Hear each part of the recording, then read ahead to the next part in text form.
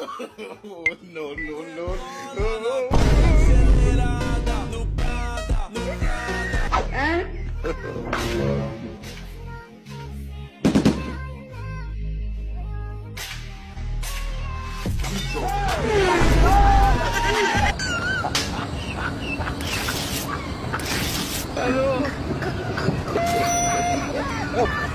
Eh, limon parang.